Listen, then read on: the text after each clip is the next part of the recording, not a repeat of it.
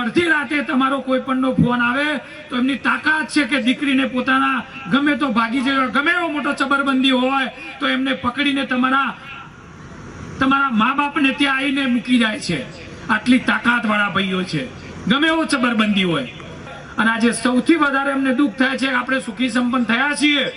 પણ આપણે આપણી દીકરીઓને સાચવી શક્યા નથી. આજે આપણા આ સોશિયલ મીડિયાના માધ્યમથી આપણે દીકરીઓ ઉપર એટલો બધો વિશ્વાસ મૂકીએ છીએ કે દીકરી ક્યાં જાય છે, સોશિયલ મીડિયામાં શું વાપરે છે, કોના સાથે ફ્રેન્ડ છે, એ રાત્રે કેમ કોના જોડે રોકાઈ, આવી કોઈ ધ્યાન આપણે આપતા નથી. અને જ્યારે દીકરીની ઉંમર પ્રમાણે કાયદાનો દુરુપયોગ કરી આજે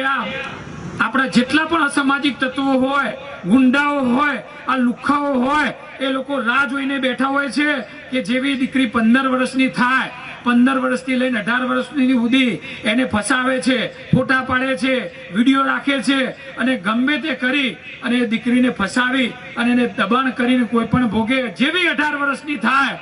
તરત એ લોકો કોર્ટ મેરેજ કરી દે છે.